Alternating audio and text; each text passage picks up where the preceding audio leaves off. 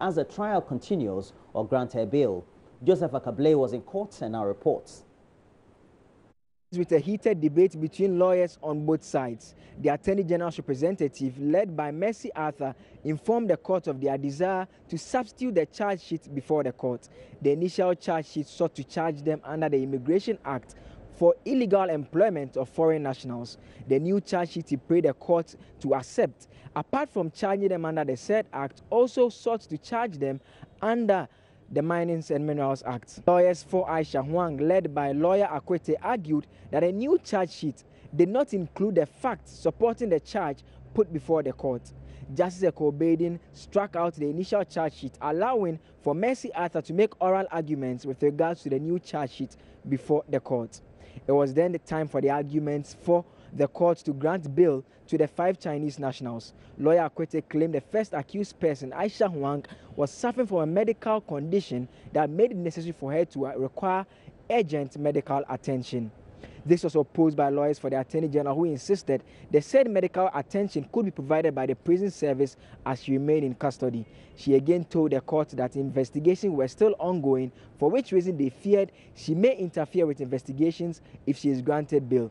They wanted the court to continue to hold her in custody as investigation progressed. Justice Ekobedin, after listening to the arguments, set June 2 to rule on the bail application. This did not sit well with Aisha Huang as she banged her hand on the seat in the courtroom and broke into tears few minutes afterwards. She had to be consoled by her lawyers, Jerry Akwete, as well as immigration officers, after which she was led outside the courtroom into the vehicle away to custody. Kwame Oredu, one of the lawyers who represent Aisha Huang and the 4 other Chinese nationals, was unhappy about the decision by the court. Now they claim that they did further investigations and they've charged them under the Minerals and Mining Act as well. So now they've added 2 additional charges under the Minerals and Mining Law. That is it. So basically they've added 2 extra charges.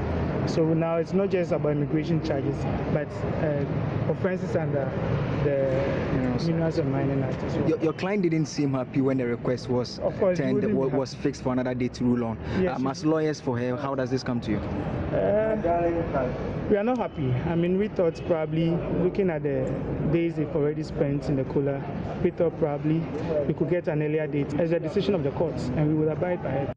On June 2, Justice Charles Ekobedin will be deciding the fate of Aisha Huang and 4 other Chinese nationals as to whether they should be granted bail pending trial or they should be denied bail for trial to proceed. Reporting for Joy News, Joseph Akable, Law Court Complex. Meanwhile, the Minister of Defense, Dominic Nitiwo, has instructed the Chief of Defense Staff, Major General Obed Akwa, to immediately begin investigations into allegations that some military men protecting illegal gold mining concessions in place, especially in the Ashanti region. He said his outfit will ensure that any military personnel found engaged in the illegal act will be duly dealt with. Dominic Nitiwo was reacting to claims by the Lands and Natural Resources Minister, John Peter Mowu, that some military officers on Monday were offering protection to some foreigners who were mining illegally. The Lands Minister had earlier indicated most of the Galamsey sites they visited during his tour of the country were heavily protected and manned by military personnel.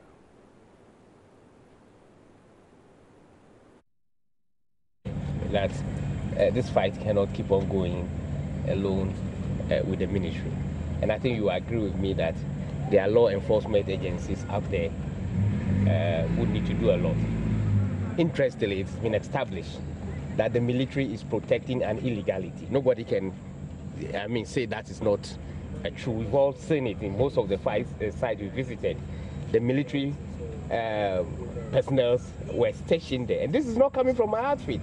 I tried to check from the Minerals Commission. Minerals Commissions had never on any occasion signed any contract with the military to allow those military personnel to be protecting an illegality. I went to my ministry and said, comes out with all the files, and the ministry had never on any occasion established any contract with the military department to protect an illegality. So what is clear is that the military on their own, whether through the I don't know, whatever those contracts have been established. I mean, we want to use this opportunity to call on the military hierarchy to come and establish and tell all Ghanaians why this time still they are protecting an illegality. And for me, so long as the military will continue to do this, then the fight against an illegality is going to be very difficult for us. A site that has been declared, as an illegal, without license, provisions, have been manned by strong military personnel, calls for questioning. And I think people of responsible positions must begin to answer questions. It is time this difficulty is brought down to its lowest mineral. And the defense minister has been on the defense, saying that no military personnel have so far been cleared to undertake such activity as being indicated by the Lands and Natural Resources Minister. Drawn to some allegations about some soldiers who are providing security for illegal miners, popularly called Galamsey, by my colleague minister. I've been trying to get him, I'm not able to get him. But I will not want to doubt what he has put out there. What I can tell you is that last year, as part of the problems encountered by companies that were legally entitled to go and do mining, some large scale like AGC, AGA, and some small scale, consulted the previous government, and through the Chamber of Mines and Ghana Minerals Commission, asked, of course, and the National Security was also involved, asked the Ghana Army to at least help them. If you remember the AGC story, where people were chased away and a communication director died. So what the Army decided was that they should sign an MOU to allow them to be able to provide security in those areas. And that's precisely what is currently ongoing, that the Army has tried to assist in bringing security and warding off illegal miners in areas that have been allocated to the people who have the license to do the mining. The Army has not authorized anybody. They don't know anything about it, but they will investigate immediately and find out the veracity of that allegation. And it is about Galamsey, that is those who are doing illegal mining. And I can tell you that the Army will not get involved in it. They are not aware of it.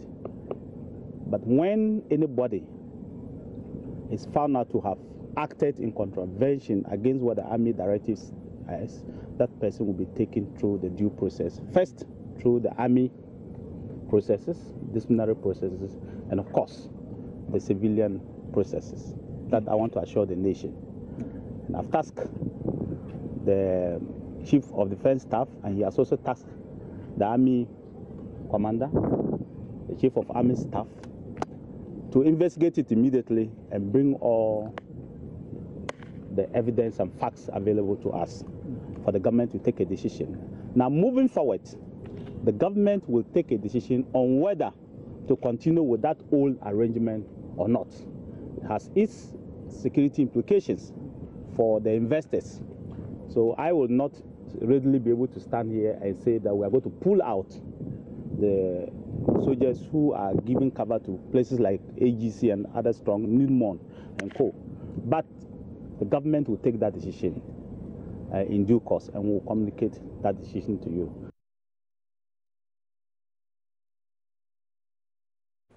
Meanwhile, the Minister of Defense says it has been successful in bringing down by some $1.5 million the cost of a cemetery earmarked for the military. The Defense Minister sometime last week ordered a probe into the cost of the new Bemakam Cemetery, which will serve as an alternative to the Osu Cemetery. Deputy Defense Minister Derek Odro says the ministry reached the agreement with the contractors of the project on Monday and that it will now cost some $4.5 million down from the initial $6 million on what possibly ballooned the cost of the contract, which was awarded some 2 years ago. The Deputy Minister explained the contractors had initially planned to asphalt the walkway but will now use concrete. We go to the sites where the military cemetery is being constructed. Now, we got to know that sometime about 1 or 2 years ago, that one was given on contract and then it was $6 million.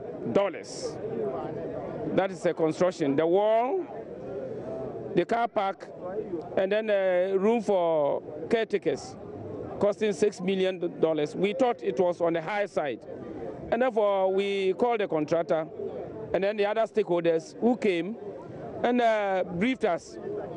Now, I bet you it was, I think yesterday, that they met us at the Ministry of Defense. And believe you me, the amount has been revised to $4.5 million. That's the contractors review. The contractors have reviewed the cost of the project. Now that some other changes have been made, and that made it go down as we were told the other day. So that is where we are now.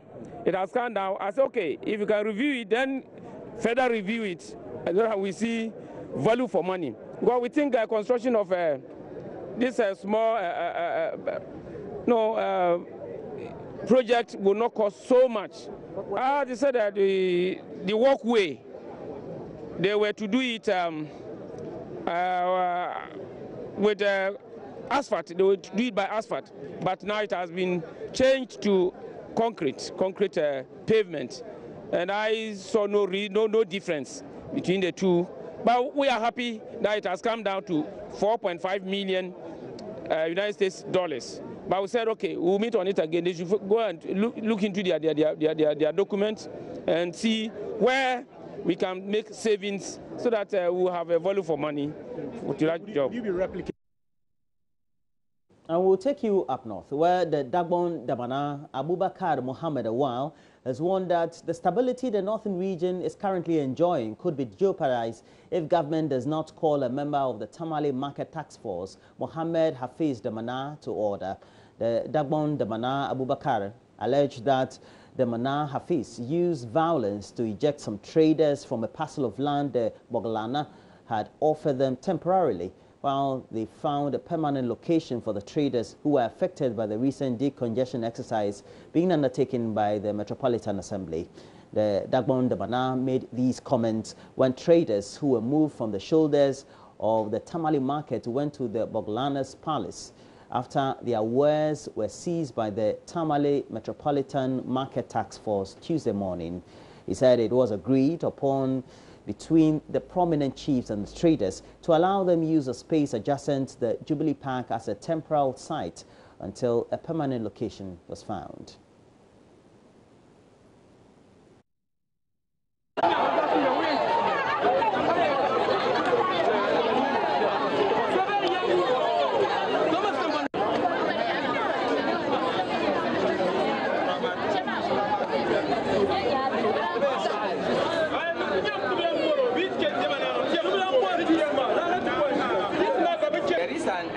Which has carried out that people or strangers or people who are selling, they are on the roadside, the pavement. So the DC came here and appealed to our overlord, that's Inyabe Bolana, that he want to do exercise. So fine, he has allowed him to do that. The Jamjamana on his own powers try to use violence to sack the people from the initial place that they have given them to go and make their marketing. Now they were in the market. Everybody who is selling around the market is now in this park. And we'll also get the latest updates this morning on the show on the subject. But before we go, the Bank of Ghana has awarded Construction Bank permission to operate as a full universal bank, while Beige Capital has also been given final license, but on condition that it meets some two key requirements. This brings the number of banks operating in Ghana to 35. George Rafi has more. The Construction Bank will primarily focus on financing constructions in the country. The bank has already opened an office at the Octagon Office Complex around Tudu here in Accra. Beige Capital is expected to focus on SME financing. Some analysts have criticized the Bank of Ghana over this approach, especially when it is working to reduce the number of banks in operation with the proposed increase in minimum capital requirement. But head of banking supervision at the Bank of Ghana, Raymond Amanfo, says this process was started long time ago. When you give a previous year approval, that meets the condition, then you are already by your provisional approval set them to do certain activities. So when they meet your conditions and you can confirm their capital sources and that, then you can go ahead and then give them approval. He, however, maintains it might be difficult to totally stop issuing licenses to commercial banks.